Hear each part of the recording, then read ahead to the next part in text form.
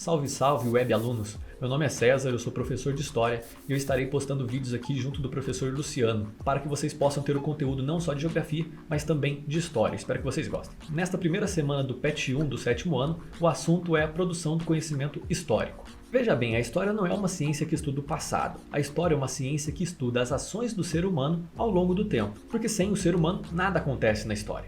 Então nós estudamos as ações do homem no passado para que seja possível compreender as mudanças e permanências do tempo passado para os dias atuais. Porque as coisas mudam, obviamente, a forma dos seus pais se vestirem, dos seus avós é totalmente diferente da sua, mas ao mesmo tempo existem muitas coisas que aconteciam no tempo dos seus pais e avós e continuam acontecendo até hoje. Então a história vai estudando essas mudanças e permanências, e principalmente como que elas impactam na nossa sociedade atual. E uma pergunta muito constante é como que o historiador sabe das coisas do passado se ele não estava lá e se a maioria do pessoal que estava já morreu. E esse estudo acontece por meio dos registros deixados pelos seres humanos ao longo da história, o que nós chamamos de fonte histórica. O historiador ele age como um detetive. Ele olha para essas fontes no passado, seja ela escrita, não escrita, imagética, material, porque tudo que o homem produz, diz, ele escreve, tudo isso fornece informações sobre ele, sobre o período. Por exemplo, nós sabemos que o Brasil foi descoberto em 1500 por conta de uma carta que um cara chamado Pero Vaz de Caminha escreveu para o rei de Portugal, contando como foi a chegada aqui no Brasil e o que eles encontraram. Um outro exemplo é o próprio diário da Anne Frank, que foi uma garota que durante a Segunda Guerra Mundial ela registrou os seus dias em um diário.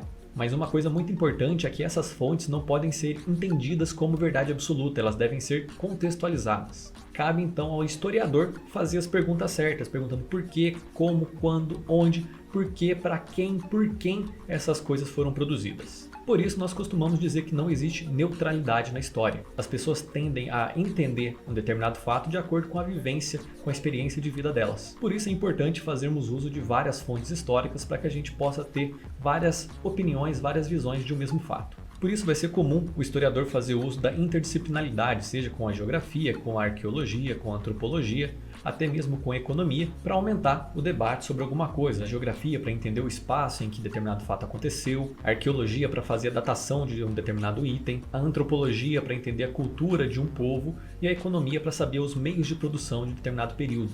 E cada sociedade possui a sua forma de entender a história e de marcar o seu tempo. Nem todos os povos na sociedade tiveram a mesma noção de tempo que nós temos, através do minuto, do segundo, da hora. Na verdade, essa história que nós estudamos na escola, ela é bem eurocêntrica. E o que seria isso? Alguns anos atrás, na verdade muitos, uns 2 séculos atrás, alguns historiadores franceses eles vão querer dividir a história em 4 partes. A Idade Antiga, a Idade Média, a Idade Moderna e a Idade Contemporânea, sendo todos os marcos de transição de uma idade para outra coisas que aconteceram apenas na Europa. Por exemplo, da Idade Antiga para a Idade Média foi a queda de Roma, da Idade Média para a Idade Moderna foi a queda do Império Romano do Oriente, da Idade Moderna para a Idade Contemporânea foi a Revolução Francesa. Então todas essas marcações de período são da Europa. Na sociedade ocidental em que vivemos, onde a maioria é cristã, nós usamos a terminologia antes de Cristo e depois de Cristo para determinar os anos e séculos. Mas o mesmo também não se aplica a outros povos, como por exemplo os muçulmanos e os judeus. E por último é fato que todos nós somos sujeitos da história, não só os grandes reis, os grandes líderes que nós costumamos estudar na escola. Estamos fazendo história o tempo todo, registrando as coisas ao nosso modo, para que no futuro, quem sabe, talvez sejamos estudados. Talvez daqui a 100, 200 anos alguém queira saber como foi a educação no período da pandemia de Covid-19. No ano de 2020 e 2021, então eles vão ali olhar as notas dos alunos e saber como que foi mais ou menos, o que se sabe. Até porque a história é feita pelos anônimos. Quem construiu as pirâmides do Egito foi o faraó? Claro que não, na verdade foram seus escravos subalternos que fizeram as pirâmides e ninguém sabe o nome de nenhum deles. Mas por fim, somos todos agentes históricos. E essa foi a aula, pessoal, espero que tenham entendido. Caso não tenha entendido, pode digitar aí no comentário que a gente vai tentar ajudar. Valeu, falou!